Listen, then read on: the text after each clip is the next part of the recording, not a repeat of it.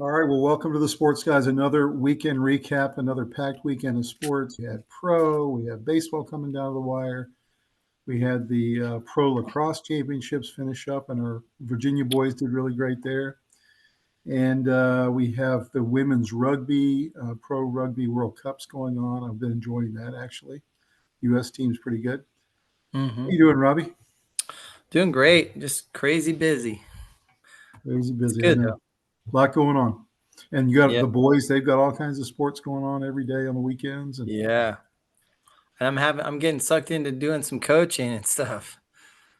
The that's back of good. my SUV is full of equipment right now. Pretty That's good funny. though. That's good. Yeah. You should be more than just a third base coach. Yeah, you know what? I really I have a philosophy. I want the boys to have a different coach. I want them to have a different voice that's talking to them and coaching Hmm. them, and I want them to be coachable. I don't want their dad. I've noticed a lot of the dads that coach, no offense to any dads out there who are coaching, but what I've noticed is the coaches are super hard on their sons, and it makes it really uncomfortable for the team No doubt about it. sometimes. It's true. Yeah. So, what did you take away from the weekend? What were some of your big themes? I would say a lot of the same themes carried over. There was a lot of parity in the NFL. A lot of good games. A lot of surprisingly good games. There were a lot of good games. Best game of the I year so enjoyed. far: Giants-Cowboys. I think it probably is. Although there were a We couple of others that we were would pretty have close. never guessed that going into the weekend. Yeah. And then in college, there were two upsets, one or two sort of surprise games, but not really upsets, and then the rest Hmm. were all blowouts. So Hmm. It's it's true. very, and if I mean, college is very predictable and very easy to make money on if you're Hmm. betting. But It's true. um, although they're doing a better job than ever of lining up, especially week one, really good matchups. But the ones that are not good matchups are horrible. They're like It's true. 58-3. So the themes I'm seeing are like we talked about last week, and I think it's even more after week two. There's a lot of teams with a lot of flaws, especially in the NFL. You've got Mhm. teams that have really great quarterbacks and have a terrible defense. You have teams that have really great defense and can't score. You Yeah. have you have some teams that maybe can pass a little bit, but they don't have a running game like Pittsburgh. So you have like all these teams that have all these holes on it, and it really I know it happens every year, but it surprises me so much because coming into the season, you would think 1 or 2 weeks in, everyone should be healthy. These teams have had all offseason to, plug those holes, make sure they could run the ball, make sure they had an offensive line that could block. And yet we see at least half the teams are really flawed, Mhm. really, really flawed. I mean, And even Minnesota, their offensive line and is trash and this hold year. on, that's before all the injuries have really started. Like, Right. I know. imagine soon, you know? Like JJ McCarthy had an incredibly disappointing performance yesterday to the Yeah. point where he's out injured for a couple of weeks, and I think, to be quite honest, his coach is relieved. I think that the first 2 weeks showed that he wasn't really Yeah. ready. He was kind of panicky in the pocket yesterday. I So thought he was very good in week 1, and I think he wasn't yeah, good yesterday. yeah. And then Caleb Williams, he's in year three. You got to think that he'd take a big step up. Hasn't happened. Um, I don't know. It's really kind of concerning to see his progression. I think he's getting worse. He can't I think stay. young quarterbacks getting thrust in there never, rarely ever His really. his big thing is he can stay Yeah. within the script the first 12 plays, and he looks really good. And then the second, third, and fourth quarters, he just looks completely lost. He just can't stay in there. He's kind of seeing ghosts. He's always Yeah, he doesn't scrambling, see the field well. throws the ball out of bounds, throws it short. So I don't know. What are your thoughts about our theme tonight? You can see it behind me here: the haves and the have-nots, and that's really the theme for tonight. Because to me, whether it's pro or college, you've either got the quarterback or you don't, and you've got the defense or you don't. And those are the two elements you got to have to be a championship. Somewhat, although I'd say, there are teams that have a quarterback like Baker Mayfield Hmm. who It's not a Hall of Famer. Is not has been cast aside by several teams. Is very solid in his situation.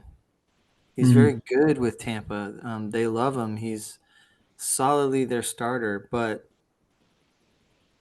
I mean, nothing too tremendous. Just good and solid.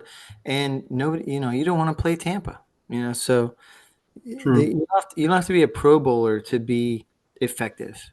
But I don't think the day of the game manager exists anymore from the standpoint of winning the championship. Like, I don't see Brad Johnson ever half hitting again. I I don't kind see, of disagree. I kind of disagree. or I Joe think Flacco. Think about I the think team Joe Flacco won with. I He think basically, game manager has been misappropriated. I think the best quarterbacks are game managers. They're able to understand situational football.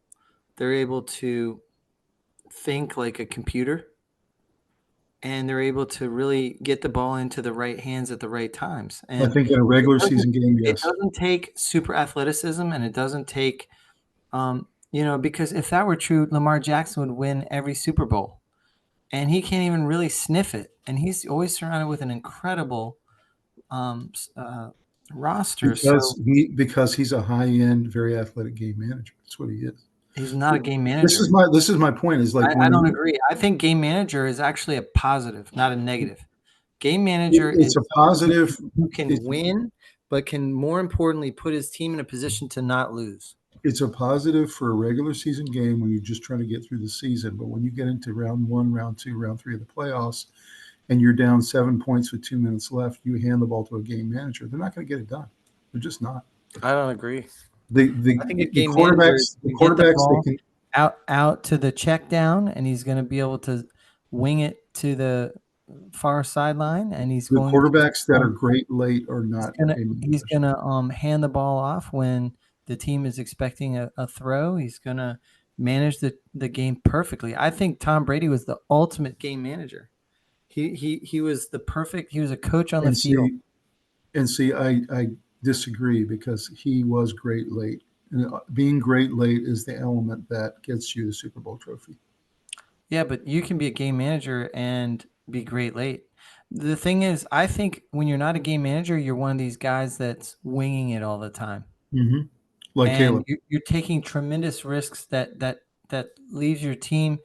It's all guts, all glory. I mean, it's you're throwing it down the field into triple coverage, and it's either a catch or it's an Yeah, like interception, and you lose. Bo Nix is a game manager. We have yet to see him be great late, but he is a game manager. I think you need both. I don't You need to understand be how Mahomes. being a game manager Mahomes, doesn't mean being a game Mahomes, manager doesn't mean that you're not good late. Like those two things are not. That Mahomes is one of the doesn't be logical. greatest. Mahomes is one of the greatest game managers of all time, and yet he also is great late. You need to have that element too, and You that's what I'm can't saying.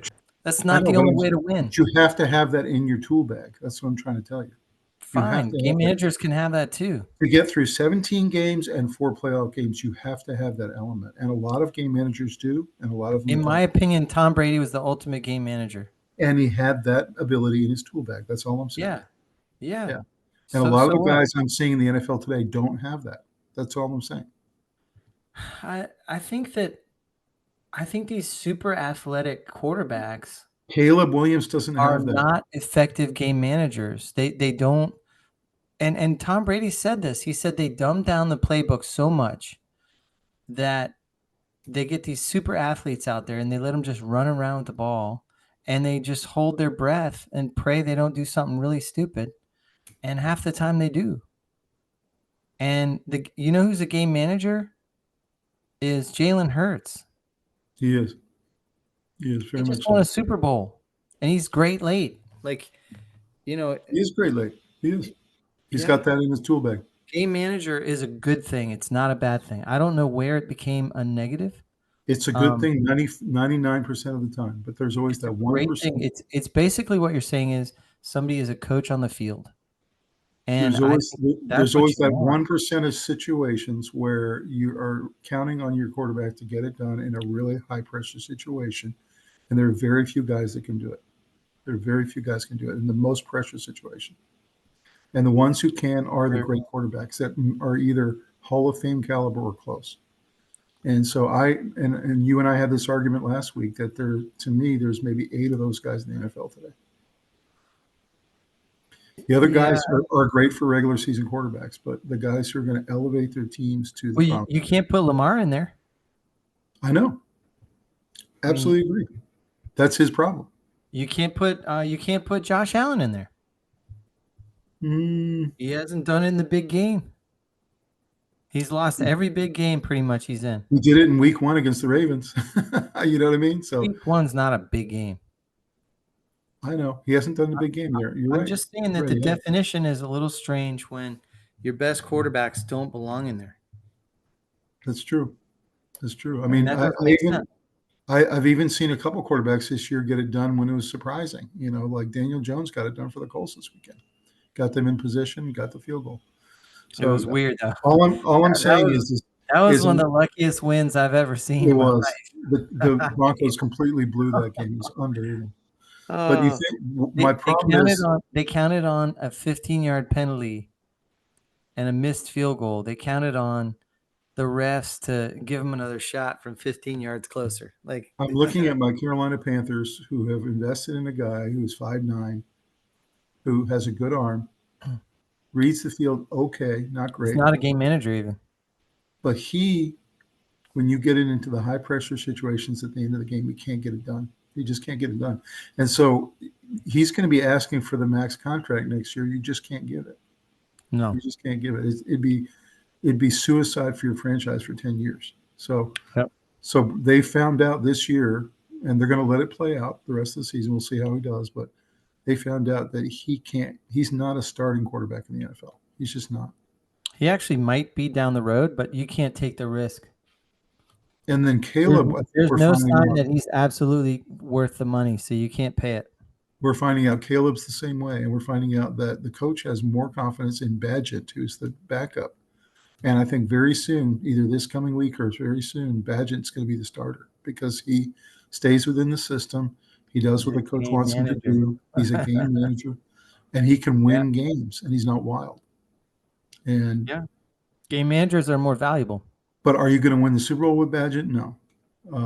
J.J. McCarthy, we don't know what he is after 2 weeks. Yeah, we do. He's young. Yeah. He's young. He's fine. He just had a bad week. He's going to have more bad weeks too as a first-year starter. So some teams have quarterbacks, some do not. Some have defenses, some do not. And then some have an offensive line and some do not. And some of these teams, like the Bengals, have been hugely have erred hugely in the way they've handled Joe Burrow, who's a generational talent. I said it back then. I've been saying it ever since. They've shortened his career, and they've completely gotten him battered every single week. Now he's out for 3 months. Yeah. And, it's complete disservice to him and to the organization. So, yeah. So what do you think about those three? Reminds me a lot of Andrew Luck. No defense and no offensive line. And you roll this amazing quarterback talent out there, and he just gets murdered. Andrew Luck retired at least 5 to 10 years too early. And you were talking about how they spent all the money on him and on T. Higgins and on Jamar Chase. Yeah. They invested like 75% of their salary space into those 3 guys who are all offensive players.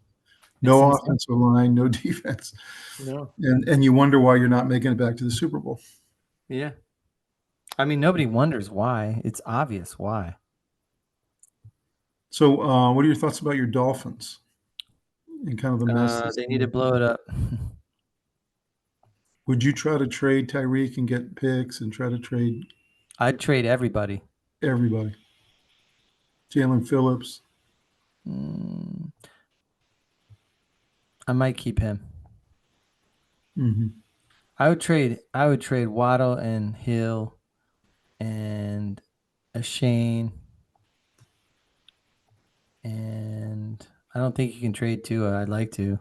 Maybe keep Malik Washington, who's one of the most. Start over. Yeah, keep your good young guys, and try and trade your stars.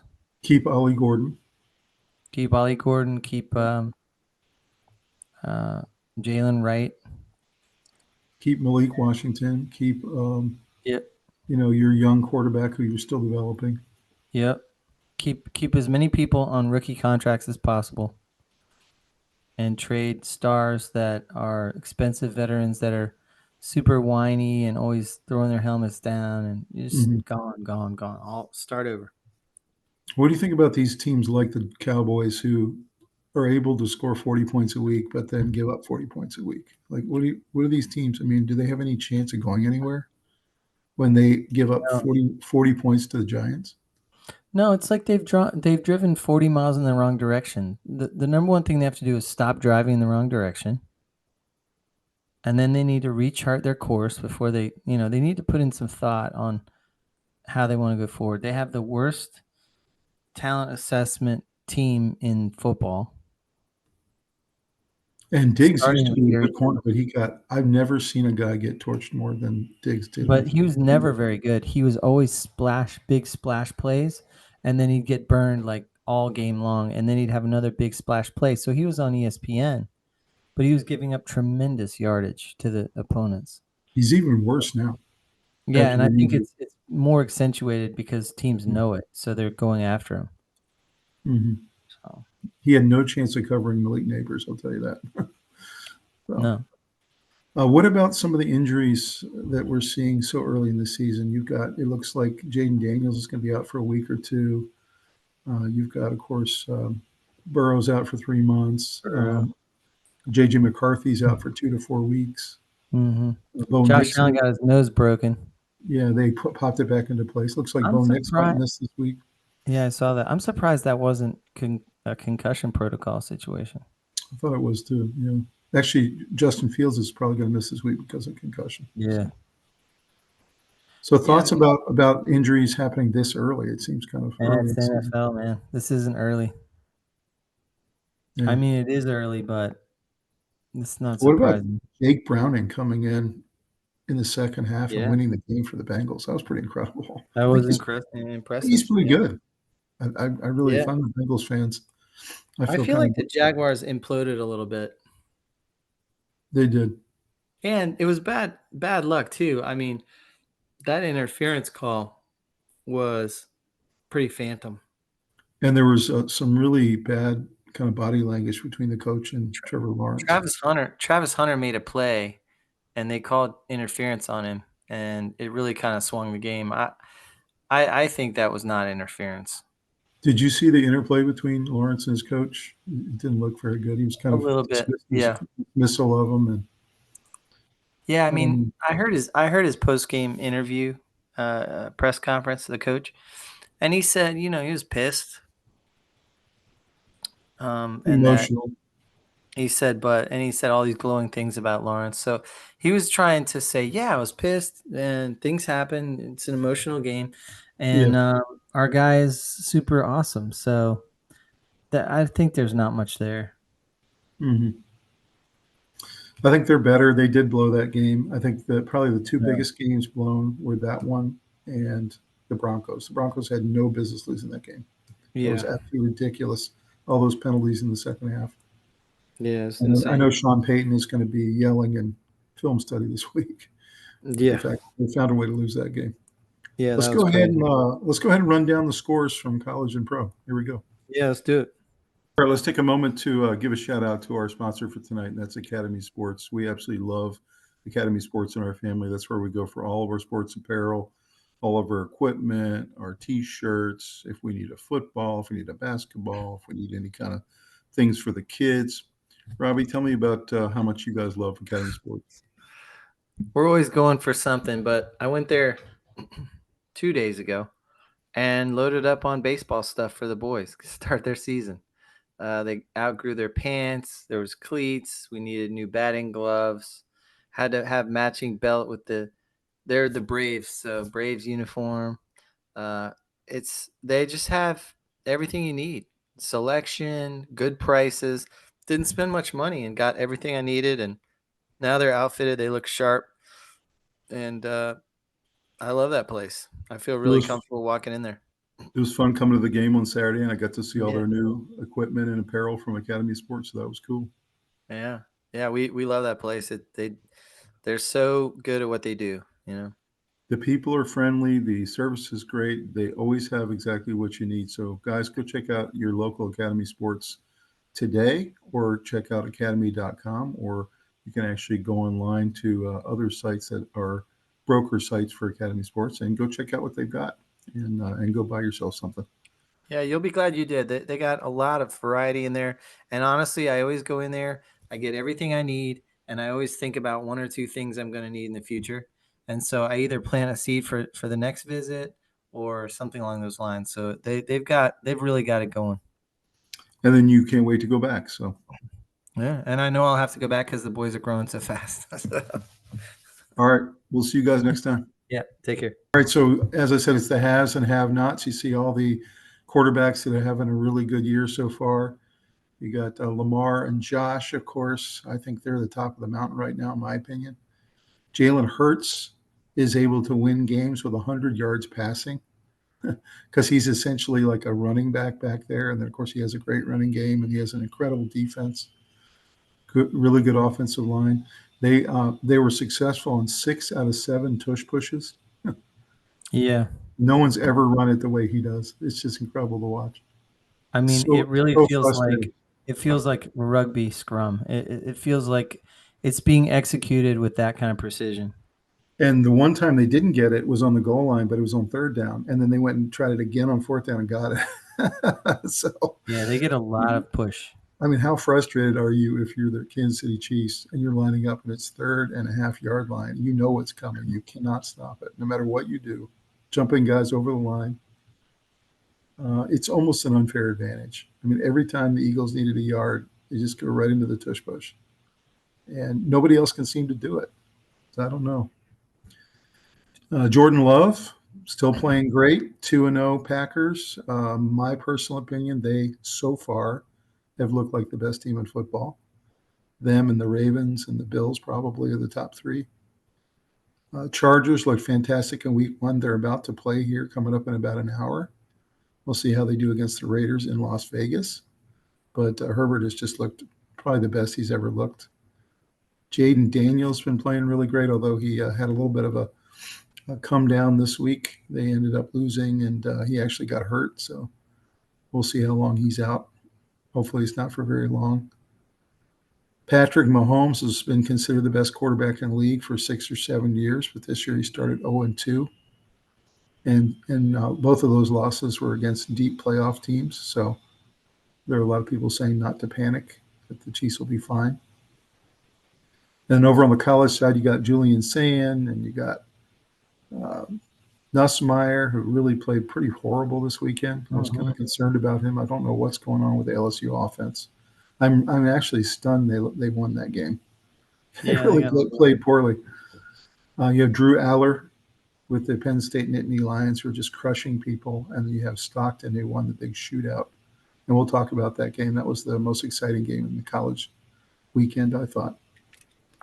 So thoughts about these quarterbacks and the haves and have-nots? I mean, I think it's really early.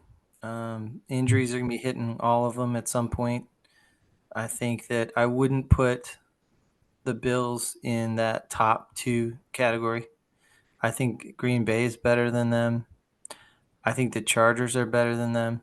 The Eagles are better than them. Mm-hmm. The Lions are better than them. The Ravens are better than them. I think the Bills are about like 7th. Really? Yeah. Defensively, offensively, they weren't very impressive this week. I've got them in the top 4. I think, Eagles, Packers, Bills, and Ravens, those 4 teams are the class of the NFL right now, in my opinion. And then everybody else is kind of separated. I think that you have a clear 4 best teams. And it's not just because of the quarterbacks. It's because those rosters are completely stacked.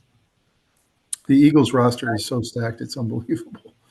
I think the reason I have this sign behind my head, week 1 is a liar, is because week 1 does this weird thing where it gets so much wrong for the whole season, but we kind of lock in some narratives about teams that aren't true. They just were true in the first week. And so Are you telling me the Kansas City Chiefs are not in trouble though after week 2? I mean, they don't look anywhere near the team. Their I don't offensive. think they're in trouble because of week 1 is what I'm saying. I think Okay. they're in trouble because they're light on talent. Right. And I the agree. coaches are like, doing everything they can, but their 2 best wide receivers are out, and they're not deep at wide receiver. Well, Their tight end is a shell of himself. and the reason I don't think they should panic is because those 2 wide receivers will both be back next week. And to me, who did they lose to? They lost to the Chargers and the Eagles. So it's not exactly like, No, I agree. Same with the Lions. Like the Lions lost to the Packers. Well, Packers are good and the Lions didn't play well. But they destroyed this week and they look like themselves again. So they did. the idea that the Lions are bad because they lost in week 1, that's the kind of narrative I'm talking about that gets locked in, and it's dumb. Because if you were to start new narratives week 2, the Lions would be considered one of the best teams in the league.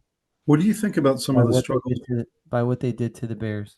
What do you think about some of the struggles of some of these Heisman favorites, the Arch Mannings and the Nussmeyers and the Arch Manning had no business being in the Heisman favorite discussion.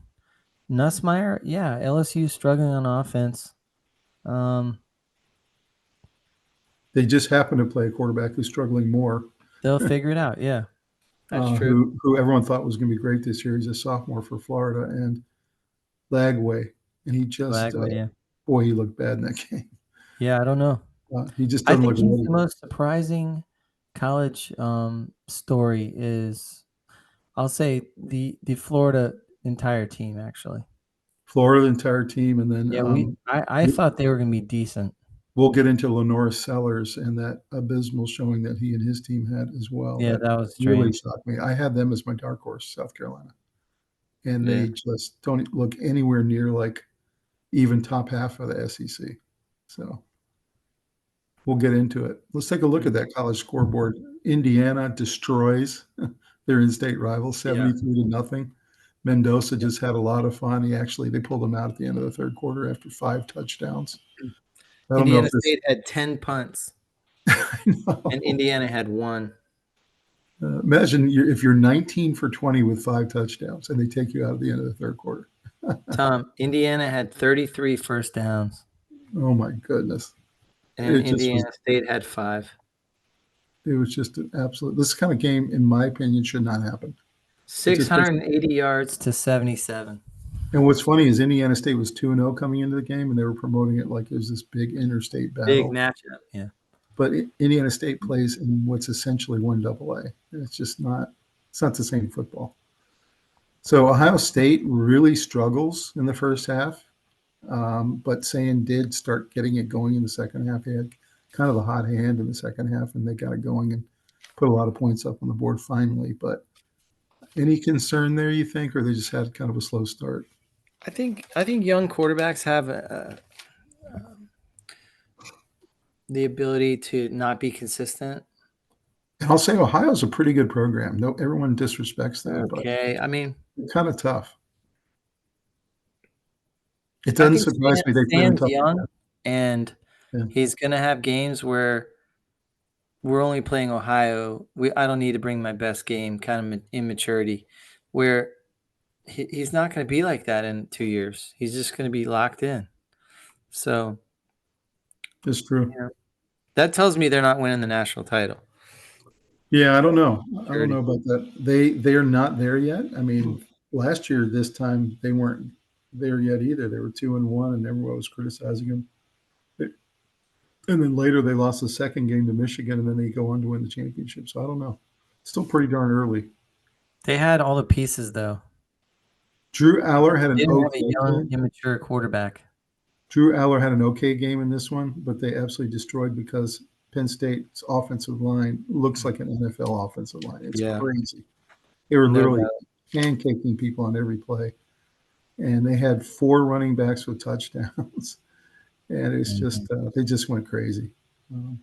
So I really like Penn State. I think they're really solid. I love their running game. Yeah. Wow. Yeah. Super good. This was the game we were talking about. I watched this whole thing, and I am sad I did because it was a stinker. I mean, if you talk about football that's eye pleasing versus not eye pleasing, Lagway was 33 for 49 for 287 with a touchdown. You would think that would sound like a really good game. No way. Throwing the And ball yet 49 times tells me that you're losing like badly. you're losing, but also they can't run the ball. They cannot run the Right. ball. Every time they gave it to the guy, he got 1 yard. And so some of his passes that were incomplete or intercepted, it was bad. I never want to see a quarterback Likewise, that he's line not good. where he's throwing the ball 49 times. Never. If you watch this game throw by throw by throw, he is not ready yet. He's not as advertised, in my opinion. He's got a Yeah. long way to go. Doesn't mean he won't get there. He's only a sophomore, so I think he's going to improve. But and then Nussmeier, it's just not an excuse to what he played. He missed so many layups. It was incredible. Guys in the flat, over their head, to their feet. A lot of layups missed, and this is a guy who they're saying is the Heisman guy. And I don't know. I was disappointed in this game. So I know the defenses are very good, so that makes it hard, but I don't know. Oregon looked really impressive again. Dante Moore out there dishing it out. Really good field general. Makes all the right plays, all the right reads. He was 16 for 20, really efficient. Any thoughts on Oregon?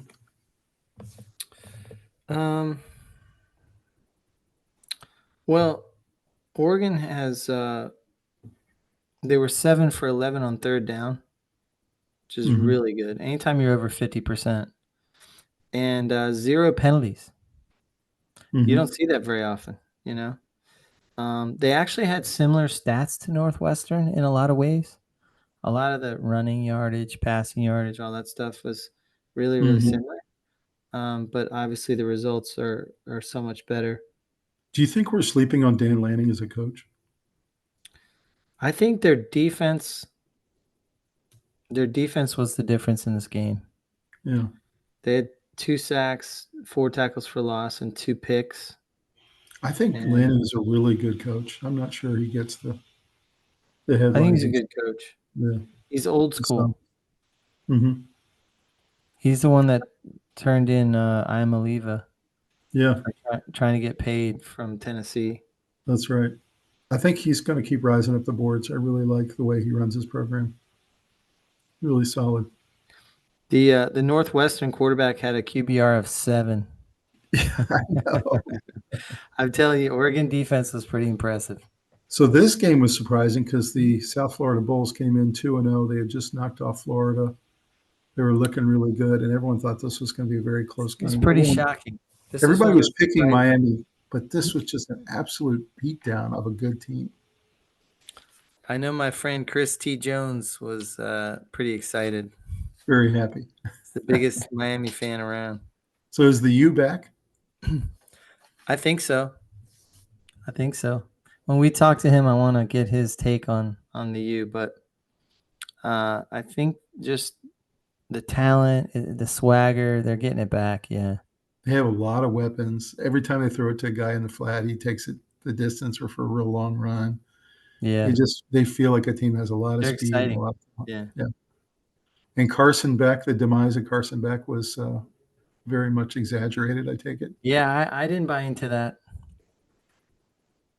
Yeah. I didn't buy into it. He reminded me of Justin Herbert. That's right. You did. You said that. Yeah, you have a really great year, and then you're on everyone's radar screen, and then you come out and have a bad year, and everyone thinks you can't play quarterback anymore, and that's not how it works. I thought Miami would be good, but I thought Clemson would be the best team in the ACC. But I think Miami's the best team in the ACC, pretty clearly. Yeah, I agree. Yeah. So this game was so epic. I mean, I'm not sure which game was better, this one or Dallas and the Giants, but it was so fun to watch. There was 14 lead changes. Every time someone scored, it was a different lead change. Yeah, it was Aguilar, awesome. They said he was going to be really good. This kid is great, man. I mean, he is fantastic for Tennessee. Really, really good. And Stockton played fantastic for Georgia. So this was really nice quarterback duel. I will say Tennessee should have won this game. The fact that they let this game get to overtime was really ridiculous. They had a 34-yard field goal lined up at the end and missed it. Should have won the game in regulation, then let Georgia get into overtime, and Georgia takes it. So thoughts about this epic game, and could we see both of these teams in the playoff? I think Gunnar Stockton's a little underrated. Mm-hmm. I mean, the guy had 304 yards. He was 23 of 31, Mm-hmm. 2 touchdowns throwing, one rushing, and a QBR of 93.4. And no one's talking about him in any positive categories. Like This past doesn't weekend, exist. they were talking a lot about him positively. I haven't heard much talk about him at all, other than he was a great backup last year. Like Gunnar Stockton should be considered in that top tier. He played very well in this game, and so did Aguilar. They both really. Yeah, so did Aguilar. So did a Mhm. guy named Chris Brazel for Mm-hmm. Tennessee. 3 touchdowns, 177 yards receiving. I know. That's crazy. That's big time. Would it shock you if both these teams make the playoff? Not shock me, but I don't think Tennessee's going to get there, but they're going to be close. SEC is going to get 5 in, so I think they're going to get there. I think they won't be one of the top ones, but You know what's interesting? you'll see them there, I think. Georgia dominated them in one major category: time of possession. Mm-hmm. They just had the ball more. 35 minutes to 24. Mm-hmm. Pretty significant. And it went to overtime. So, Georgia was just hanging on. And Tennessee was dishing out everything they could give them.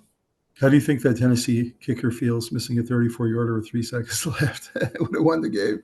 Terrible. Oh, God. Yeah, terrible. Although you just have to, smack him on the helmet and say, get it next time, because you need him. Yeah, that's right. So this game was incredibly disappointing. I went back, Robbie, for this program tonight. I went back and watched every one of Arch Manning's throws. And all I can say is his mechanics are off. It's almost like he needs a quarterback coach, because we know he has the talent. But you should never look like this against UTEP. This should have been 73-10. I think Sarkisian is going to be the guy that fixes him, so I'm not worried about that.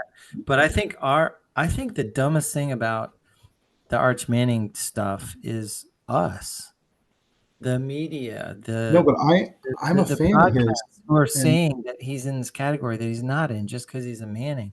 I'm a fan of his, but Robbie, what are they going to? How can you fix him mid-season? Easy. He's going into the SEC schedule. It's not going to happen this year. It's going to happen slowly over the course of this year, into camp next year, and he's going to be a Heisman favorite next year, or he's going to be in the top Heisman finalist. Mm-hmm. It's not happening this year. It's all about developing this year. Do you think you should have given him a little more playing time last year? Because maybe it would be showing up now. It wouldn't have been a bad idea. Yeah. I think Ewers was made promises. They made promises to Ewers, and I think that they decided they were going to honor those, and they didn't want to get Ewers upset. They didn't want to get him paranoid.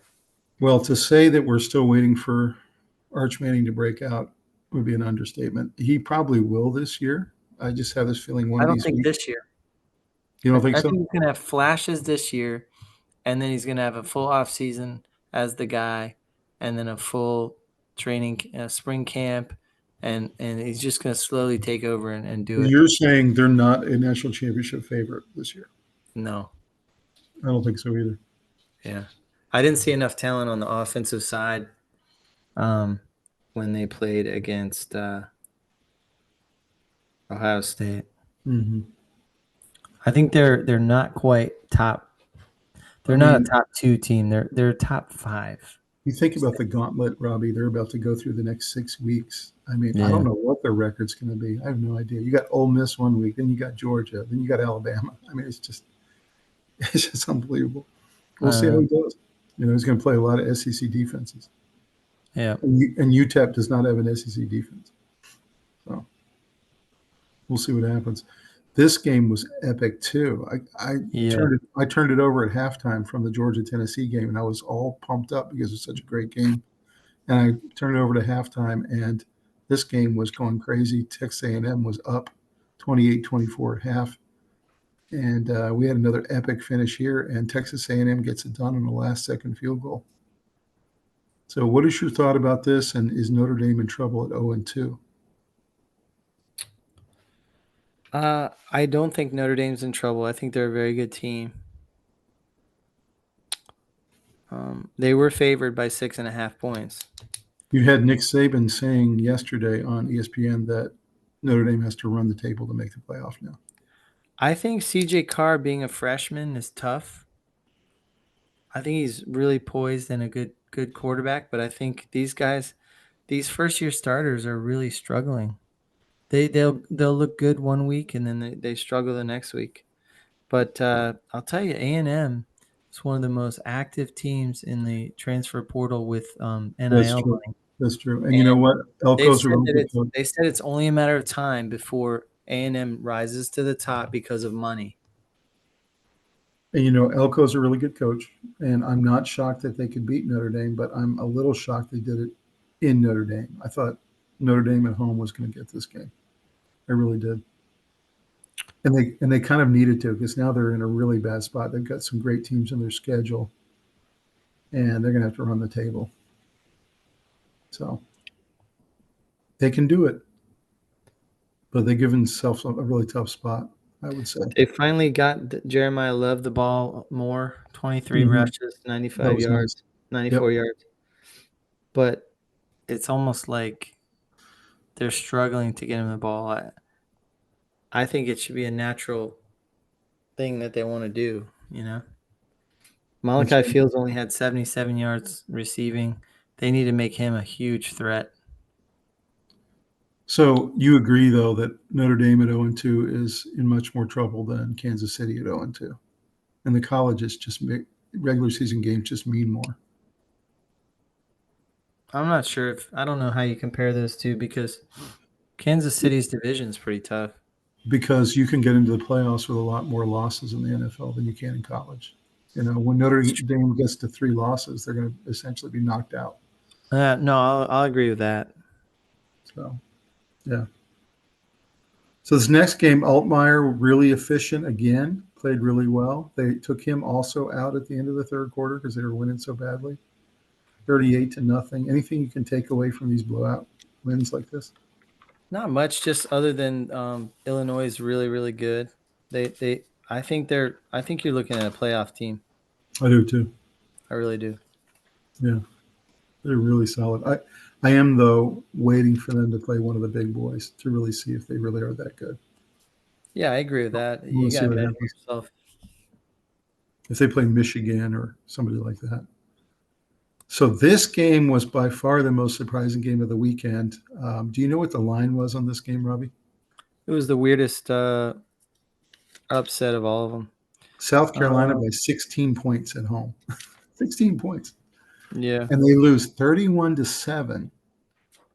I was watching the extended highlights of this game, and I don't know what South Carolina is anymore. They couldn't run the ball. They couldn't pass the ball. It was pick after pick. It was an incredibly confusing game. And they couldn't stop Vanderbilt, who just ran all over them. What is your thought about this? How does Shane Beamer recover?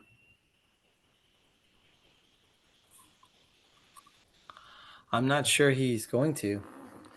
I'm hearing rumors about possibly Virginia Tech.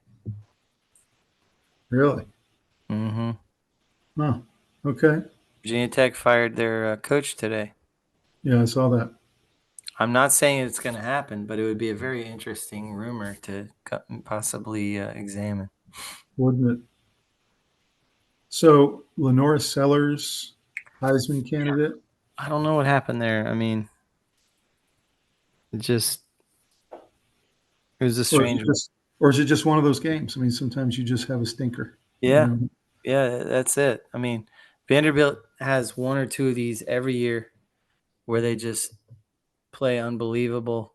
You remember they had one last year. They beat Alabama. Alabama, yeah. Yeah. Yeah, they have one or two of these a year, and you just don't want to play them. It's true. And then the rest of the ones they lay down, and they're 2-13 or whatever. Mm-hmm. Well, I have to think in practice this week they're going to be probably putting the pads on and really going at it because South Carolina is much better than they showed this day. It was not good.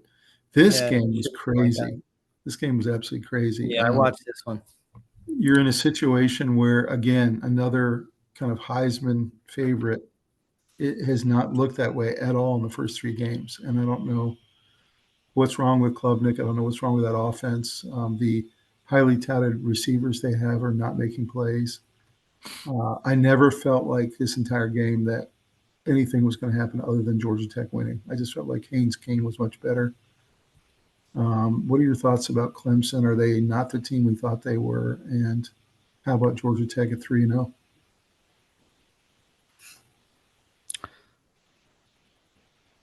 So I think I watched this game and Clemson didn't feel as powerful as what I expected them at the beginning of the year. I think Klubnik played decently for parts of this game. Haynes King played well. He ran the ball really effectively. He only had 211 yards throwing. But do you see the line here? He had 25 carries for 103 yards and a touchdown. Yeah. He was running kind of like a wishbone almost. I know. He had a QBR of 69.1, which is pretty good. He was solid, Georgia Tech dominated time of possession. Didn't it feel like there were moments in that game where you had to have Klubnik step up and do something, and he just kind of looked a little frazzled? Yeah. It's just how it looked to me. And turnovers. Clemson turned the ball over. They got a INT and a fumble. And that was the difference in the game, really. Right.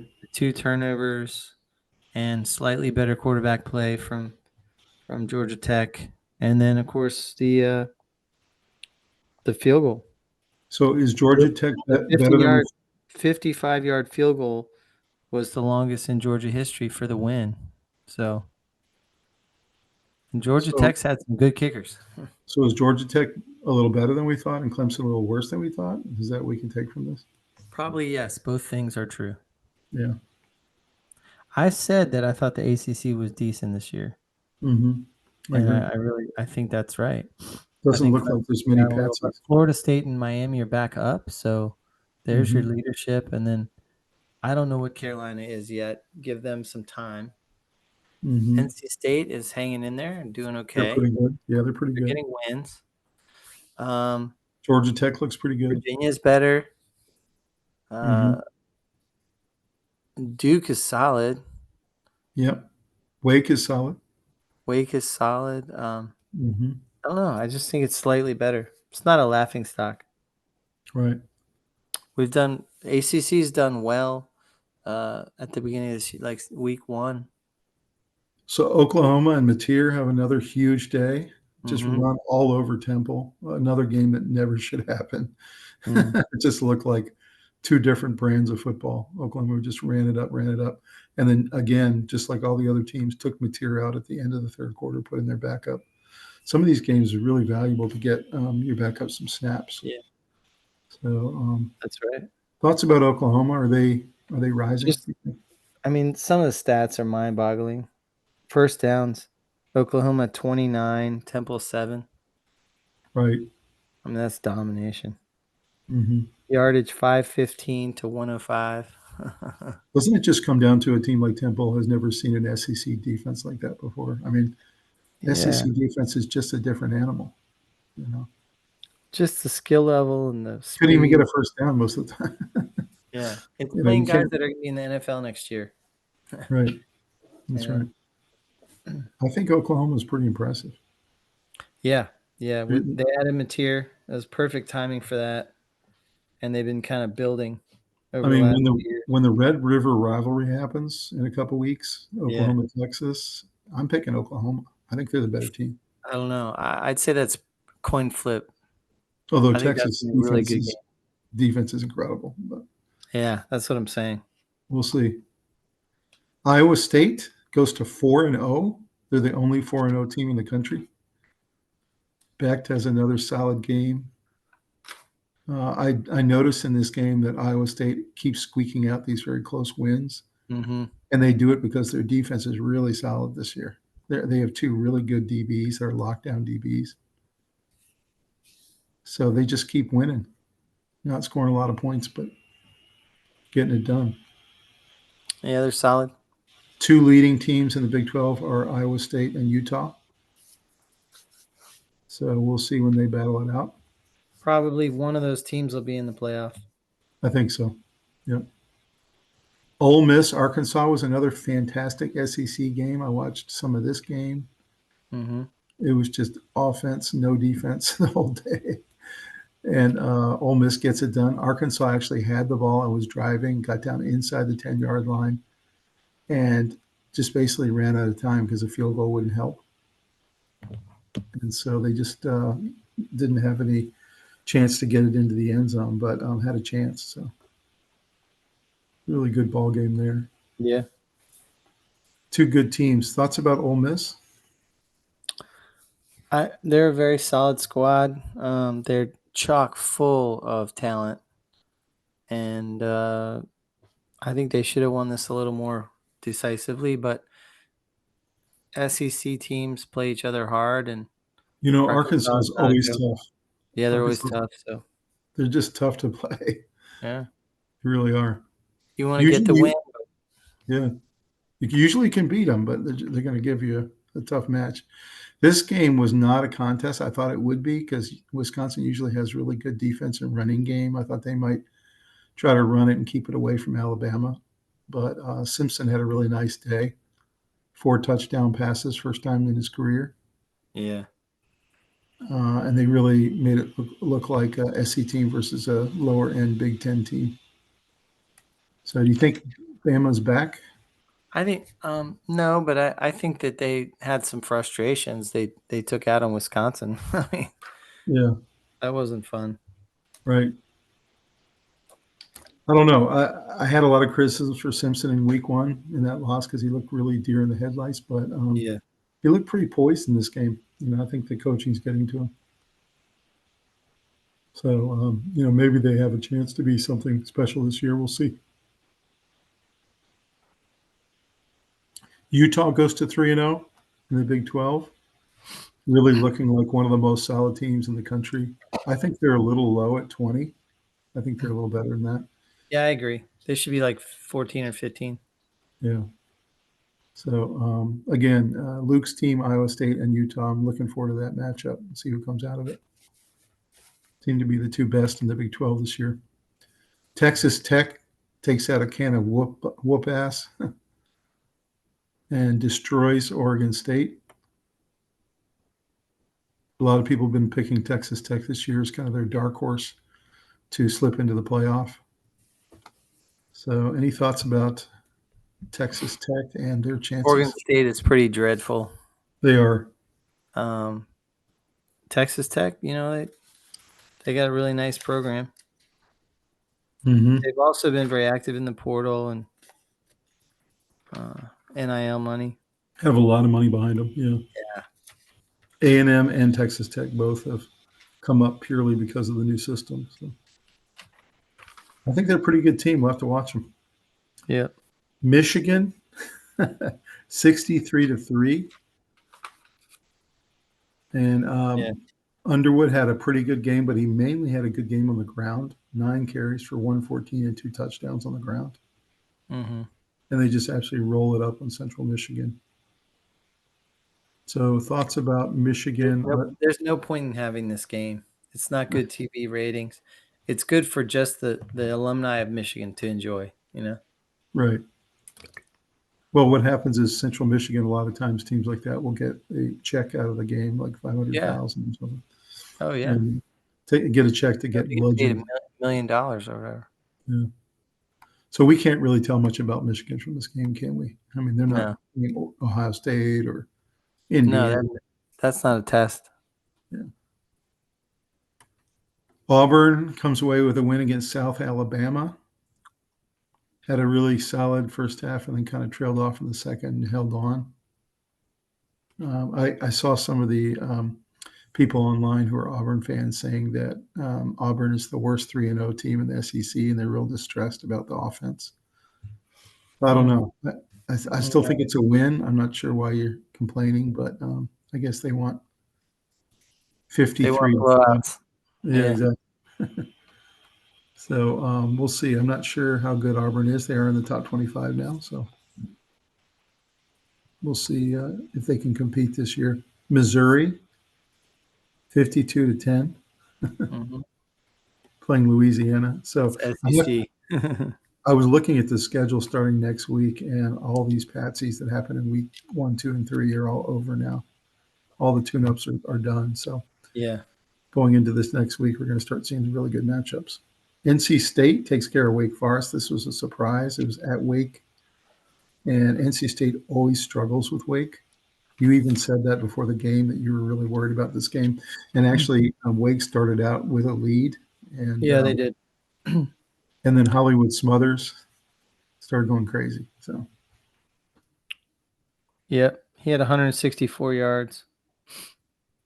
does he have the best name in college football? Hollywood Pretty good. Smothers. Yeah. I'm not sure why this is a surprise, though. I mean, Well, interestingly enough, Wake was the underdog in this game at home by 2 points. So NC State was favored on the road. but 2 It's points. a surprise only because NC State always struggles with Wake. I don't know why, but they do. So that was a pretty solid win. Yeah. And NC State starts 3-0, which we really like to see. So I don't know how far they can go this year. We're going to see. Virginia, I mean, I had to put this in here and had to just say that 55-16 doesn't happen very often for our program. And they set the all-time yards record of all time in Virginia football, 700 yards of offense. 700 yards, Robbie. Beautiful. I mean, this kid Whaley had a 75-yard touchdown. That was sweet. They had such a huge lead that they took out Morris at halftime and putting this kid Kalen, who was highly recruited. Morris only has 1 year of eligibility, so Kalen's going to be the quarterback next year. So it was pretty nice to see him get a whole half of action against William & Mary. Anything we can take from this game? Virginia sitting at 2-1. I mean, Virginia is a better team than they've been the last few years, and their schedule is much weaker than normal. So they should amass a bunch of wins against these weaker teams. In the past, they would have lost to these teams, but they're probably going to win most of them. Well, in the broadcast, they were reminding us that 2 years ago in 2023, we were down 10 points to William & Mary midway through the third quarter. We ended up winning the game by 3 points. Yeah. And so that we've come from that 2 years ago to now blowing them off the field like it was a tune-up. Yeah. So that's an improvement right there. I mean, we certainly have more going on with our program than we did a couple years ago. Mm-hmm. It's a much better team. For sure. I'm pretty excited about it. Yeah. SMU really struggles for them against Missouri State, who is not a good team. Jennings had an okay game, decent score line, but they were coming off that 2 OT loss to Baylor, which was really crushing. So some people think maybe they had a little bit of a hangover in this game. Mm-hmm. I think that's possible. Yeah.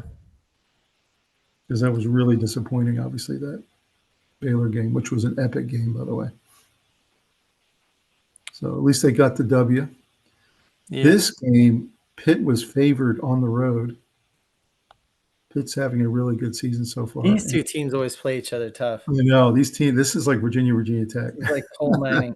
They really despise each other, and somehow West Virginia comes out on top on this one. I was kind of surprised,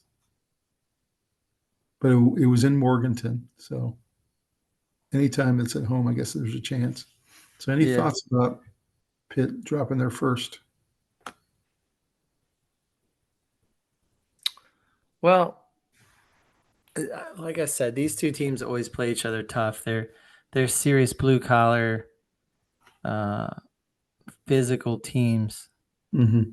And I think they can get up for each other. Like they can really summon up the energy. Mm-hmm. So I think it's not surprising that it's close. I mean, when you have a rivalry like this, either team can win. It doesn't matter whose stadium it's in, I think. That's right. And they just made a couple more plays than their opponent. Pitt's still going to have a really good year, I think. So Carolina takes care of Richmond, 41-6. I don't think it says much about them. Richmond's not a very good team. Like you said, we're still not sure what Carolina is yet. They had that really disappointing opening game loss against TCU. So, but they have a very easy schedule, a lot like Virginia. So, North Carolina should amass a bunch of wins this year, I think. When they go up against a Clemson or a Miami or something like that, we'll really see what they're all about. I mean, Carolina has the 5 stars. They've got Bill Belichick coaching. They have tremendous amount of money, NIL and brand recognition, and they can recruit anywhere. And Richmond is one of these solid programs that nobody wants to play because they can beat you. Mm-hmm. So it's a pretty good win for Carolina. Yeah, I mean, It is. It is. They had really good offense too. Carolina got thumped and embarrassed last week, so they wanted to right the ship. And Richmond That's has the right. ability to beat some teams. So this game was the sweetest game of the weekend. If you don't like Virginia Tech like we don't, and it got their coach fired. They lost Old Dominion, who's supposed to be an automatic win on a real team's schedule, and they got absolutely thumped. And it was so shocking. So, do you think this says something about Virginia Tech's program, their talent level? They're sitting at 0-3. I think they're far more talented than that. I just think I think the coach lost the locker room. I don't know why. Mm-hmm. But Old Dominion, Robbie? I mean, Well, yeah. It's my understanding they're working on getting Michael Vick in there to coach. Is that right? Yeah. He's been the head coach. Wow. I don't know. We're not used to seeing this. Usually they beat us every year, so we're used to seeing Virginia Tech at least be relevant. And this is really a shocking occurrence for them, dropping to 0-3. And they've got a lot of good teams on their schedule. They got Miami coming up. Yeah, they still schedule really hard. So, Yeah. I don't know. I'm not sure how many wins they can get to this year. This might be the year, Tommy. Maybe so. I'm not even going to say it. Let's take a look at the AP Top 25. Didn't change much. Ohio State, Penn State. So 2 Big Ten teams up top. SEC, LSU, although they did not play well. Miami has gone all the way up to 4 this week, which is really cool to see. Yeah.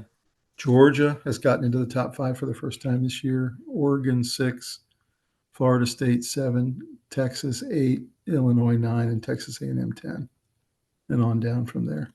A&M's taking a jump. They have. Yeah. Anybody surprise you on here? You notice Georgia Tech has gone from 23 to 18 now. They're starting to get some respect. Yeah, Georgia Tech being up there is kind of a surprise. Notre Dame started at 6, and now they're down to 24, sitting at 0-2. I think that's a little low. I think that's a little low. Even if they're 0-2. Yeah, I agree. We'll see. We'll see. Not too much surprise there. Once again, just like last week, if you look at the coaches poll, they always put Georgia a little above what the AP does. So they've got Georgia at 3. Any problem with that or any surprise there? No, that's fine. They've got Miami a little lower. They don't believe in the ACC, I guess. Mm-hmm. Although Florida State at 9. Pretty good. So we got 2 ACC teams at 6 and 9 in the coach poll, but they're a little higher in the AP poll. It's interesting. The teams, when they ask the coaches directly, they all think Georgia's better than they're being given credit for. And they are really good, obviously. Looking at the NFL, so this was pretty crushing for me on Thursday night. Yeah, that's To tough. see the distance between where the Commanders are right now and I think the best team in football, the Packers. Tucker Kraft had a legendary night for a tight end. He just was dominant. Jaden Daniels got hurt. So what were your thoughts about this game? Krosky Merritt had 4 carries. And Austin Eckler is out for the season. He got Yeah, hurt. I mean, they didn't run the ball effectively or even nearly enough. So they didn't have the game plan, basically. And Green Bay just did everything they wanted. I mean, Jordan Love, Josh Jacobs. Like I said, Kraft had a career night. Their defense was in Jaden's face the entire night. I will say Jaden did leave a nice little comeback there in the fourth quarter to make it a game, but for the most part, Packers were in control the entire game. And it made me wonder kind of where are the Commanders right now compared to last year. I think they're fine. They got kind of humbled a little bit. Mm-hmm. It's good to be humbled every now and then, just to like keep yourself honest. What's your overall assessment of the Micah trade now after 2 weeks? Oh, I think it's too early to say. It gave Green Bay a lot of juice and definitely some pass rush, and they look faster out there. But I think over time you'll see that it might hurt their depth, and the future might be damaged a little by getting rid of those draft picks. Mm-hmm. Well, they're going all in to try to go for it. I don't blame them for doing it. Yeah. So this game was wild. You had Joe Burrow go out at halftime with an injury, and he's out for 3 months. Supposed to come back mid-December. The Jaguars were dominating the entire game, had the game completely under control, and then in comes Jake Browning, the backup for the Bengals, and he leads 2 big drives in the second half, including a 94-yard drive to win the game. And I just feel like this is one of those games that the Jaguars are going to really regret that they let this one slip away. I think you got to tip your hat to Browning. Yeah. I mean, he scored on 4 of his 8 drives. And by the way, he just kept throwing it over and over and over to Jamar Chase. And I was wondering to myself, when are the Jaguar DBs going to like double him or something? Like he threw it to him every play. 14 catches for 165 and a touchdown. Yeah. Nobody has a game like that. It's you know, it's wild. The since he lost every stat category. Yeah. Except for first downs. Right. They asked Jamar after the game, they said, well, how did you have such a huge game? And how do you have that connection with Browning? And he said, well, obviously we practiced together. And he said, I told him when Burrow went out, I told him in the locker room at halftime, I said, Jake, just throw me the ball. Just throw me the damn ball. And he did. So you think the Jags are going to regret this one? It's nice to have a Jamar Chase who can just say, throw me the ball, and doesn't matter the coverage. He's just so good. Yeah. You think the Jaguars are going to regret this one? Yeah, I mean, yeah. And do you think they're gaining some confidence? You think Jake Browning can keep the Bengals in the playoff picture? He's going to have to play for 3 more months. Not really. No? I don't think so. Oh, we'll see. I think he's pretty decent. I really do. This was the game of the weekend. I mean, this was just so unexpected. I figured Dallas would win by 2 touchdowns. Russell Wilson had his best game since 2019 by far. 30 for 41 for 450 yards and 3 touchdowns. He kept bombing it and bombing it and bombing it over and over and over. And it made me realize how poor the Dallas DBs are and how poor their defense is. So what do you think about 1,000 yards of offense that was rolled up in this one?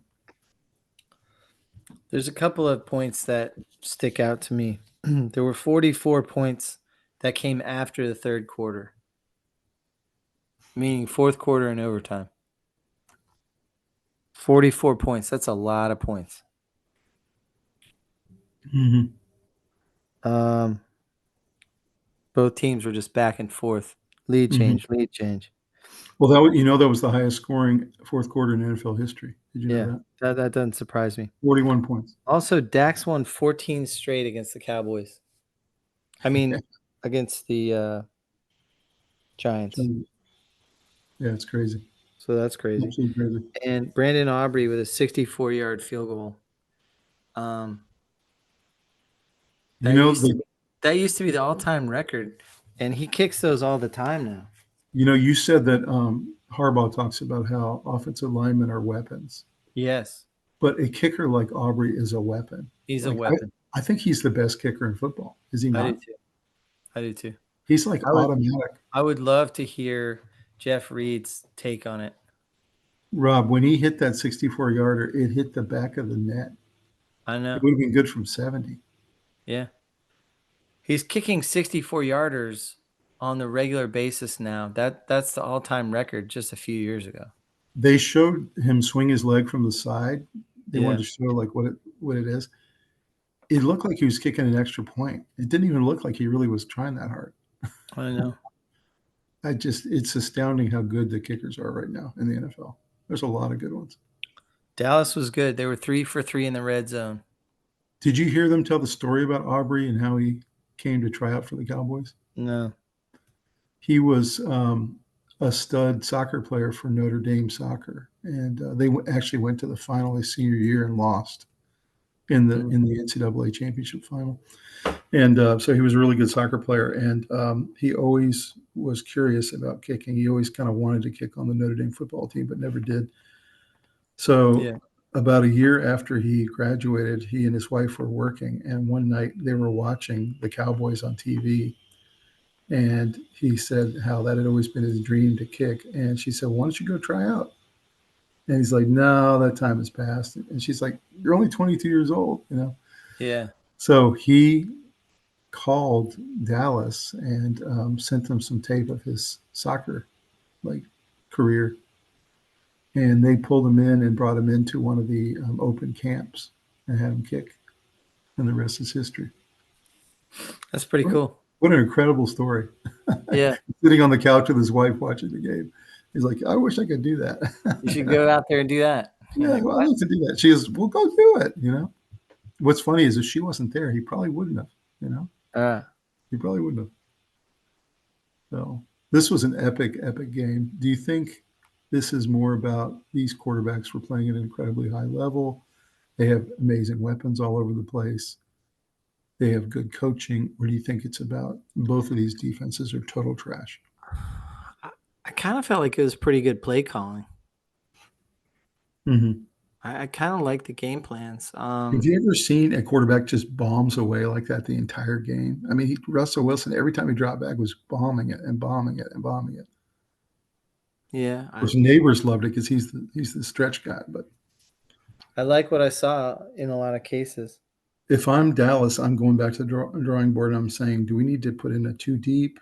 What do we need to do to stop getting beat long? Because they can't keep having Yeah. this happen. Yeah. What a great game that was. Giants should have won, by the way. Lions, Bears, 52-21. The demise of the Lions was a little over exaggerated. Yeah. All the Lions main guys all had huge days. So did Roma Dunze. I'm facing him in fantasy, and he had just one of those huge weeks. Yeah, I have a few of those players on my fantasy, and my team went off this week. But the Lions really looked like the Lions, and a lot of concern in Chicago about Caleb Williams and Yeah. if he's going to really be able to round into the kind of quarterback they thought he was going to be. So, what are your thoughts there? I think he's being completely mismanaged. He should be on the bench watching.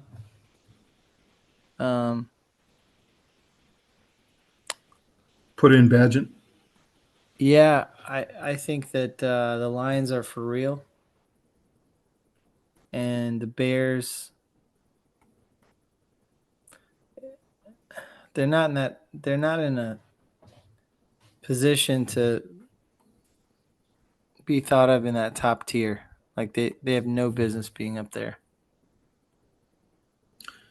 There was a lot of talk about whether Caleb Williams fits into Ben McDonald's scheme Yeah.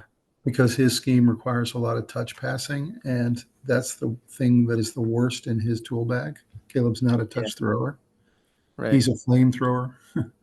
And so do you think that McDonald's love of Badgett coming out of preseason is going to have him turn to him earlier than we thought he would?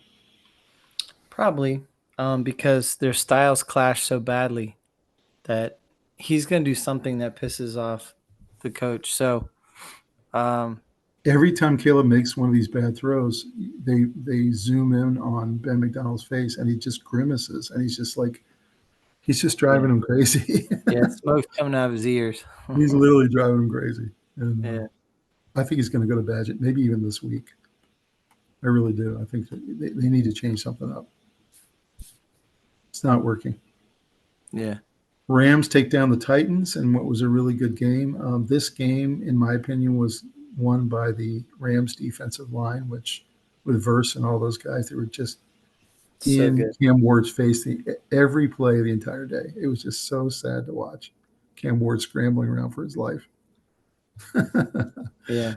The Titans have got to invest in an offensive line. That's all I can say. Oh yeah. They need a lot of things. Yeah. What are your thoughts about this game? Are the Rams that good? Are the Titans not there yet? Rams are pretty good. Yeah. Rams are pretty good. Titans are weak, but trying to get better, get some experience. Mm-hmm. Devontae Adams had his best day in about 3 years. A really solid day for Matt Stafford. So if he starts coming along for that second option with Nakua, I mean, he's got that 1-2 punch now. Mm-hmm. I think the Rams look solid. I picked them to win that division. So this game was painful to watch. It was billed as Drake May versus Tua. Hill actually had a decent game, first time in a long time. But overall, the Patriots were able to make one or two more plays at the end. And again, we saw a lot of the inaccuracy issues for Tua, especially on really big passes he had to have. So thoughts about the Dolphins, where they go from here, and the Patriots picking up a win? Dolphins, I mean, they have to run the ball more. Even though Shane touched the ball a lot, they scheme to him. They don't keep the defense honest. You know. Also, Ramondre Stevenson played out of his mind. He did. He was great. 54 yards rushing, 88 yards receiving. Mm-hmm. Wow. Yeah, he's good. Yeah, he is good. Drake May had a good game. Tua had a good game too overall. I thought generally he played well. Had some really nice throws, but there were a couple times where they had key first downs they needed, and he overthrew somebody or threw it in the dirt. Or they're in that weird position where they're close now to winning a game, but they're not quite there yet. So I don't know how long it's going to take for them to get on the board. So you said off camera, and I believe you're right. It's time for the Dolphins to blow it up. Yeah, I think so. Try to go for the number 1 or number 2 pick. I think they can't worry about harmony right now, and they just need to refresh it with good attitudes, you know? That's right. So 49ers get a win over the worst team in football, 26-21, with Mac Jones leading the way. Brock Purdy's out 2 to 5 weeks. A lot of 49ers are banged up. They're playing kind of with a mash unit right now. Alvin Kamara had a really nice game for New Orleans. They actually almost pulled it off in the fourth quarter. Thoughts about the 49ers limping along with Mac Jones? Are they going to be able to stay in the picture? Are they going to fade? I don't know. I mean, it's pretty cool to see Mac Jones have that success. He was thought of so highly. Sustained success. I don't know. They won by 5 points. I mean, when he goes up against a really good defense that's really stingy, Yeah. I think Ball it's gonna, hockey, I think it's gonna be tough. it's me a problem. Yeah, it's really good that this first week starting, he was up against the Saints. Yeah. But he played well generally. Bills Jets, it was crazy. I mean, Josh Allen 14 for 25 for 148. They basically didn't even need to use him. James Cook had maybe a career day of his life. Yeah, he was awesome. He was so good. And the Bills defense just locked down the Jets, especially after Justin Fields has been out because of the concussion. Jets just don't have anything for anybody when they don't have Fields in there. So, um, does this say more about the Bills or the Jets, do you think? I think it says a lot about the Bills. I mean, the Jets aren't very good. Everybody knows this. Mm-hmm. They're hoping to catch some magic in a bottle with a scrambling quarterback because their offensive line's so bad. Mm-hmm. Surprisingly, their defense I think is pretty mediocre this year. I mean, they only got 1 sack and 4 tackles for loss. That's Well, they pretty are sad. playing a Bills team that's pretty good, though.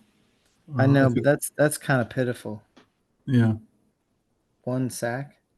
Mm-hmm. I think the Dolphins are going to beat the Jets. Yeah, probably. Go Dolphins. Yeah, I don't know. I think it says something about both of these teams. I think the Bills are kind of in that mix, and I think the Jets. I don't know how they do this every year, how they become a bottom 3 team, but somehow they find Yeah, a way to the bottom 3. And they end when up like a victim status. they can't figure out how to improve, it's really sad to watch. Yeah, Seahawks go into Steelers country and bludgeon the Steelers. It was wild to watch. I mean, rolling up all these yards, all these points. They made Sam Darnold look like an all-pro. Kenneth Walker was going crazy on the ground, and I don't think the Steelers' defense is very good. That's what I they, took from this game. they don't look that good statistically anyway.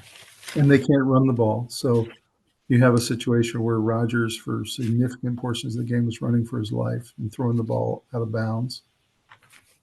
Yeah, So week 1, Steelers win barely 41-40 against the Jets. This week they play a real team and get bludgeoned. So at home. So where do the Steelers go from here, do you think? I don't know. It's tough. You're counting on Rodgers to come in and make it all work right away, and you don't have a growth plan that you can share with everybody. Haven't they always Aaron, been a running team and now they're not? It's really weird. Aaron Rodgers put some passes in good spots. He did. He's good. Like if he was a young guy just out there that no one had heard of, I think he'd be considered a pretty good quarterback. I'm not used to seeing Steelers have the same running game as the Dallas Cowboys. They just can't run the ball. I mean, they don't have Jerome Bettis. They don't have Najee Harris. They can't run the ball. I just don't think it's a formula for winning. Yeah. The Seahawks ran all over them. So, as I said in the lead into the program tonight, a lot of these teams have a lot of flaws, and the Steelers were really exposed in this game. Yeah. And also it was a bad game too. So, Yeah, they definitely messed up some opportunities. no doubt about it. Ravens bludgeoned the Browns in an interdivision game. It got so bad at one point in the second half that they benched Flacco and put in Dylan Gabriel. Lamar Jackson, very efficient day with 4 touchdowns. Zay Flowers went off. Thoughts about this, and are the Browns trying to get the number 1 pick? I don't think so. I think it's too early for that. A lot of football to be played. Is the Flacco experiment over already? No. No, I think they know that they need a steady hand to help them through it, Mm-hmm. and it's not going to be pretty. And so they're probably going to be in this situation where if they're in a competitive game, they'll leave them in. If they're getting blown out, they're going to put the young guys in to get some playing time. Yeah, that's right. I think that's right. Get us some reps. Well, Ravens definitely look like one of those top 3 teams. So this game was just bonkers. I mean, how in the world the Broncos lost this game, I still don't understand. What was a really good game, though. Both offenses played well. And They I'm self-destructed on the last long free throw. And so many penalties. I mean, the Broncos had a lot of penalties in the second half, which really killed them. I'm impressed with the Colts offensive line. It's pretty darn good. Yeah. Oh, yeah. I'm impressed with their whole team. Jonathan Taylor, 165 yards rushing. I know. I'm impressed with Daniel Jones. Yeah. 23 of 34, 316 yards and a touchdown. Mm-hmm. 0 INTs. I mean, that's pretty dynamic, you know? So is this becoming an issue for the Broncos where they can't finish games? Or is this just they blew this one and it's not going to happen again? I think they blew this one. There's no reason to believe it'll happen again next week or anything. Mm-hmm. Colts are a little hot right now. And, you know, listen, the Indy kicker was 5 for 5 on field goals and 2 for 2 on extra points. He was the MVP. Mm-hmm. Him and Jonathan Taylor. So it's true. And that's why they won. So this game was just incredibly painful. I will say that my Panthers did have a nice rally in the second half, almost pulled it off. Actually had the ball with 1:30 left driving. And, of course, couldn't get it done. And on 4th down and 12, had an incomplete pass and it was over. But I did like the fight in the second half. But, you know, it's just sad to see year 3 of the Bryce Young experiment and where we are now. He threw it 55 times. Terrible. Which is just never an element for success. Even though he I had don't think you can win ever throwing the ball that much. Chuba last year was getting 100-yard games every week, and now he's getting 38. McMillan had a pretty nice day, 6 catches for 100 yards. But thoughts about this game, thoughts about the Panthers, and my despair with Bryce Young and whether he's the guy or not. It's very young season so far, very early in the season. I think you're starting to see some trends, but some of the bad teams might break out of it. So, yeah, Panthers don't look very good. Don't you think in year 3 you can tell if the guy's the guy or not? I mean, how many years do they have to give to determine? At any position, maybe, but not quarterback. Rob, he's having to jump to pass over the line every other time. It's just not. We shouldn't have a quarterback where he's having to jump over the line. No. We need a 6'5" guy like Josh Allen. That's what we need. So thoughts about Kyler? He looked okay. Is Josh Allen a free agent? No. I'm just kidding. They'll never let him go. They wouldn't trade him. No. Kyler looked okay, but same thing. I just have never felt like he's ever reached his potential either. I don't know. We're going to let Bryce Young play out this year, but the thought of giving him a max contract in the offseason that makes me nauseous. Makes me sick in my stomach. Because I know he's not the guy. A 5'9" diminutive quarterback in a league with 6'5" defensive linemen, it just doesn't work. So I'm hopeful they can turn it around, but I've said that every year for 10 years. So it's getting a little exhausting now. Eagles in the Super Bowl rematch. This was a really fun game if you like defense. Both defenses were really dominant. Offenses were having a hard time even getting first down sometimes. Very concerning related to the Chiefs offense when they don't have their top 2 receivers, which they didn't. Essentially, it's Patrick Mahomes sits there, and then just takes off. A lot of times and gets first downs, or in the one case, he got a touchdown by jumping over the pylon. I think Eagles are clearly the better team. and I think that separation between the two is getting bigger. What is Yeah, your I thought? think that's right. What's your thought about this matchup? Eagles Chiefs. Yeah. I think the Chiefs have some weaknesses now they didn't used to have. With their secondary is the sweet spot of their defense. I think they've slipped a little in terms of letting a couple pieces walk away. I think that they're getting old fast, and That play that Kelsey was right in his hands and it deflected to a Philadelphia defender, that was the play of the game.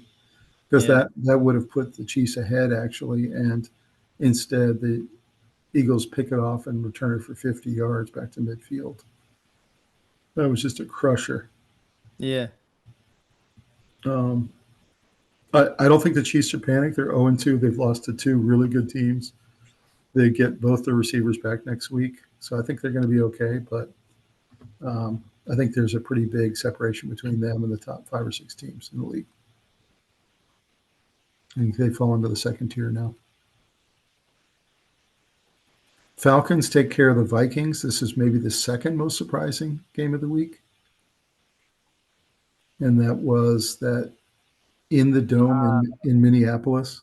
I watched it, and I am now convinced that the Falcons' defense has catapulted up the ladder some. It's much better. It's much better. They're But flying around. They're hitting hard. They were making plays. J.J. McCarthy, even with that, was not good.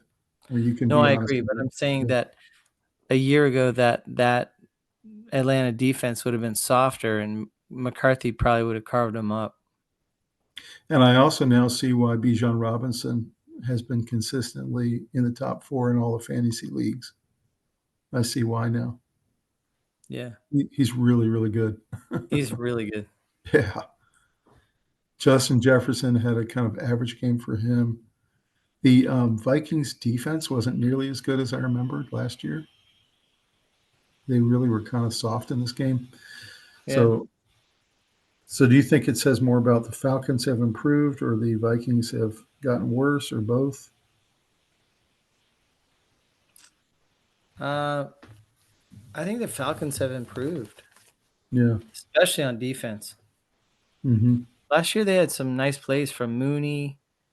They had some really good offensive stats But frequently. doesn't Michael Penix look more ready than J.J. McCarthy? He looks good, yeah. Yeah. He was brought along nicely. He just sat on the bench and then Sat behind Kirk Cousins for a year. Let him learn. Held the clipboard. yeah. Yeah. Yeah. Although J.J. McCarthy did too. I mean, he was in all the practices last year. He just doesn't look right to me yet. I'm not saying he won't get there, but there's something about that team. It's just not what they were last year. So Yeah. the 2 games tonight, Monday Night Football, Buccaneers Texans. It just finished up. Buccaneers won 20-19 in a really tight game. Hit a field goal at the end to win it in Houston. So that was a really good game. 2 good quarterbacks. Actually, the defenses played really well. What are your thoughts about the Bucs stealing one on the road? Like I said, Baker is a dangerous quarterback. He's kind of a swashbuckling, uh, you know, I really like guy. his attitude, and the Yeah, players love him. Players they love him. love him. He'll never win the Super Bowl for you, I don't think. But I think he can probably go pretty deep. He gives you a chance. Gives you a chance, for sure. By the way, Ibuka had another big game. What a great rookie he is. Yeah, You picked it. You said he'd be one of the top rookies this yeah. year. Man, is he good. He holds a bunch of records at Ohio State. He is so good. He is. 22 years old, and he looks like a polished wide receiver 1. Mm-hmm. Oh. So the game that has just kicked off is Chargers and Raiders. The score right now is 3-3. This is in Los Angeles. I'm sorry, this is in Las Vegas. Who do you think is going to win this game? I mean, obviously, at the time of this recording, It's unknown. But I would say if the Chargers don't win, they probably had a significant injury of some kind. Because I think they're the better team. I think they're Do the I better think team, the but Raiders have improved? Yes, I I do. was going to say, I think this is going to be a close game. I really do. I think it's a division game. But Well, I I like think Crosby can get pressure, but that Chargers defense is no joke. Chargers 23-20, something like that. We'll see. Yeah. The Raiders are not a slouch anymore. They can get it No. done. Looking at our fantasy wrap up for the week, these are your top 8 scorers so far. Lamar's 1.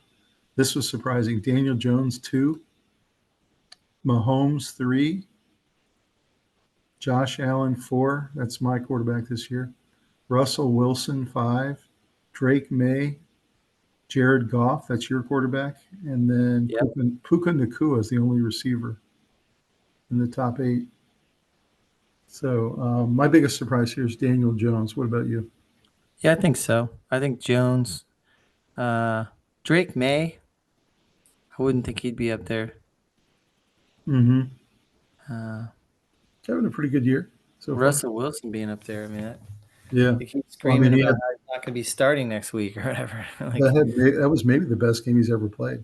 It was he unbelievable. looked good on long balls. Yeah. Yeah, it was really, really good. Yeah. It was Russell from 6 or 7 years ago. So here's what your defenses look like so far. Atlanta's your top scorer. You just talked about that. They've drafted 2 years in a row, all defense. Yeah. This year especially, 7 out of their 8 picks for defense. And it's really starting to show up. Yep. Your son, Connor, has the Seattle Seahawks. They're number 2. Mm-hmm. Jacksonville, Arizona, Los Angeles Rams, Green Bay, my team, Denver, and then Tennessee. So any surprises here? Yeah, Atlanta. Yeah, I think Atlanta 1 is They pretty were surprising. 30th last year. Yeah. Seahawks 2 is kind of surprising to me. I knew they'd be okay, but they're having a good year. Yeah. So final one here are if you look at just the wide receivers, Puka Nacua, of course, is number 1. Malik Neighbors 2. St. Brown, what a year he's having, Oh, man. yeah. He had a big He had game. a huge day for Connor. Roma Dunze's having a big year. Debo Samuel for the Commanders. Zay Flowers, Robinson, and Jamar Chase. So any of these guys surprise you? Not really. Doesn't it look like a list of like the top 10 guys? Yeah, I mean, You know what it's I mean? kind of like exactly what I would expect. Yeah. Maybe Debo. Debo's probably the only guy in there that I knew he's good, but I didn't know he'd be this good. He's I had quite love a few. Zay Flowers. Yeah. Fantastic. Maybe Robinson. So here's your matchups for the week coming up. You got your Dolphins play the Bills. Bills are a 12.5-point favorite. Let's Bengals go. at the Vikings with Jake Browning. Packers, Browns. That'll be a blowout. Falcons, Panthers. A little worried about that game now. Now that I've seen the Yeah, Falcons play. terrified. Yeah. Texans, Jaguars. That should be a pretty good matchup. Colts, Titans. You got Colts that are favored on the road. It's kind of interesting. Eagles are favored over the Rams. I don't know about that. I think the Rams might be able to pick them off. And then Raiders, Commanders. That's if Jaden plays. It's at 5.5. So any of these matchups you think would be good?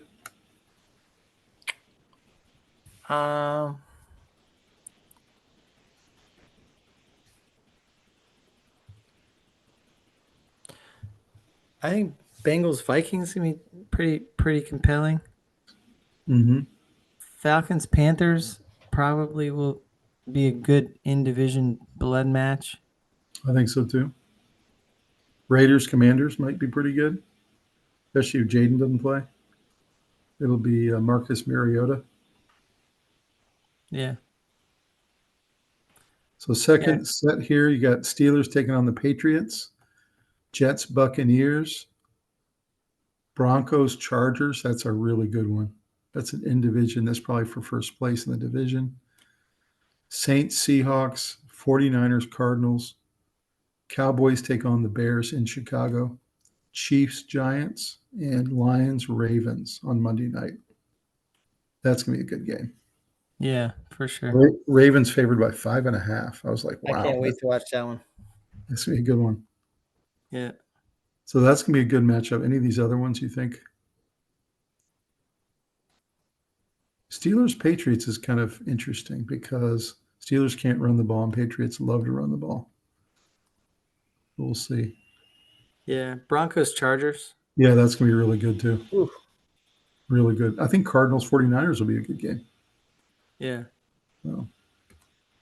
All right, so here's our subscriber challenge of the week. Robbie, you tell me what you think. Which conference is better, SEC or Big Ten in 2025? I think SEC. Me too. I would have said last year. Not so much at the top, but the bottom. I think it's deeper. It's deeper. Yeah. I mean, you look at it like a mid-level team like Oklahoma, they're really tough. Yeah. You know what I mean? Or Missouri is 2-0. SEC, I think from top to bottom is better, is deeper. I think if you look at just the top 3 or 4 teams in the Big Ten, they're really good. Yeah. So, yeah, I've got SEC. Guys, drop us a comment. Who's better, SEC or Big Ten? Second question is, who is your best team in the NFL after 2 weeks, Robbie? And it could be somebody not on this list, too. I say the Lions. The Lions? Yeah. Okay. Best roster. I say the Green Bay Packers. Gutsy coaching. Yeah. I like the Packers. I think they can do it all. They can beat you on offense and defense. I think Packers, and then my second would be Ravens. The Ravens are awfully good. So, guys, drop us a comment. Who's the best team in the NFL after 2 weeks? So, Robbie, over here to the left, some of the predictions on who are the big, contenders this year. They have the Eagles, Bills, and Packers at the top. Then they've got Washington, Tampa, and LA on the second row, and then they have Ravens on the third row. And then in terms of playoff team contenders, Chargers, Broncos, Vikings, and Steelers. So any problem with all these?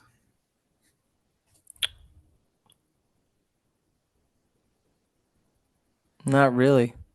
I love this down at the bottom too. It's so funny. Bad. I think all of this shows you that there's still a lot in play. I like this bad. And then they had a couple teams, and they got ass cheeks, Bears, Giants, and Panthers. And then they got super ass cheeks, the Dolphins. Terrible. That's pretty funny. All right, Robbie, final thoughts, man. Heading into week 4 college, week 3 NFL. I'd like to see a week in college where there's a bunch of upsets, where some of these quarterbacks that are the Nussmeyers and these guys start to become consistently good every week.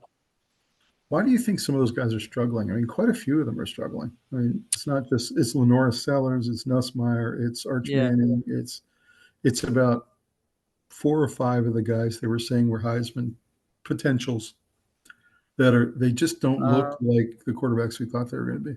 I, of course, can't explain the South Carolina loss at all. But, I mean, it's still early in the season. Offenses are behind a little bit and starting to get their feet under them, but not everyone's getting their feet under them at the same rate. So sometimes it's just a bad week. Mm-hmm. Like, who's been consistently bad this year that's supposed to be good in college? I can't think of any. I can't think of anybody who's been bad multiple times. I mean, kind of Clemson. I mean, they've been really disappointing. I mean, everyone thought they were going to Klubnik, win the yeah. ACC. He was okay this week. He was terrible last week. He was okay, but He wasn't great or he's anything. supposed to be a guy who's taking them to the playoff, and they're Yeah, losing to Georgia best Tech. player in the country and all this stuff. That's just overhyped. Mm-hmm. I mean, Haynes King is okay for Georgia Tech, but he's not Yeah, in he's Klubnik's good. level. He shouldn't be winning that And then badly. Nussmeier, it looked like he hadn't slept or something because he was just missing easy screens and easy Yeah, layups. Um, so he hasn't been good. Arch Manning, we've already talked about. I think he's got mechanical problems. I think he needs a guy to take him to the side and coach him. I He's like a think he's quarterback coachable. coach. I think he's No, coachable. he's got all the talent in the world. That's not a talent issue. He's not mechanically right now, and I don't know why. But Yeah, so you got all those issues, and then on the NFL side, you got the teams that don't have defenses. I think long term are in trouble, like the Cowboys, yeah, and then the teams that have a great defense and have no offense, like the Browns. They're just not going anywhere. I mean, they can be yeah. competitive, but they can't score. So And the Steelers, I mean, offensively they're not great, and defensively they're not as good as expected. So they're just not very good. But they're very fortunate they're in that division.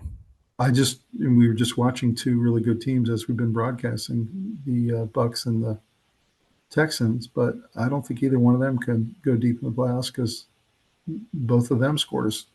Both of them struggle to score sometimes, Yeah. and um, we shall see. Those are the themes I see going into this next week, and I'm excited to see some of these big matchups coming our way. I like to see how the overreaction Monday stuff happens, and then the next week. The reason I picked week 1 as a liar is because a lot of teams that didn't look great in week 1 get locked in as gonna underperform, or the projection of them is bad now. And some teams that lost in week 1 are gonna actually have good seasons, and it's fun to watch that come to fruition where people start to jump all over their case and then kind of back off slowly Mhm. when they start winning, and then act like they never had that issue with them in the whole time. So Isn't it amazing that out of the 6 quarterbacks taken first and second round 2 years ago, that Caleb Williams might be the worst of the 6? Pretty amazing. I think we said that though. Like We did. We this did is in our not draft. surprising to me at all. We said he was going to be a bust. Mm-hmm. Partly because the system he went to, partly because the hype can really damage you and go to your head. They were And asking Matt he's Hasselbeck, would you rather a guy who has ice in his veins and is unemotional, or would you rather the emotional guy like Caleb is, who's hugging and crying with his mother in the stands and is wearing nail polish and all that? And he said, "I want the unemotional guy. I want the Bo Nix at quarterback, yes. at At quarterback. quarterback. Yeah, At quarterback only. you want the What's the unemotional emotional, guy crazy guy at defensive tackle? You who know? throws a pick and then the next drive goes down and takes the team down for a touchdown. I mean, like Baker Mayfield. He's Yeah. he's emotional from a getting fired up standpoint, but he's very calm. He's very Yeah. calm. That's right. Um, Justin Herbert's that way. He's very calm when he makes a Yeah. mistake. So, Cool. well, guys, have a fantastic week of football. I know we will. Thank you so much for subscribing, for liking, for going on this journey with us. We can't thank you enough, and we're right in the heart of football now, and it's so much fun. Thanks for joining us. Definitely, I'm excited about some of the future stuff we have coming up, some of the content coming our way. Excited about that. All the great football matchups. Uh, NFL's done a great job this year of matchups. They've been very careful and meticulous on making sure that there's compelling storylines. Like this last week, Ben Johnson against his Lions. They're doing this stuff on purpose, Mm-hmm. and it's just well done.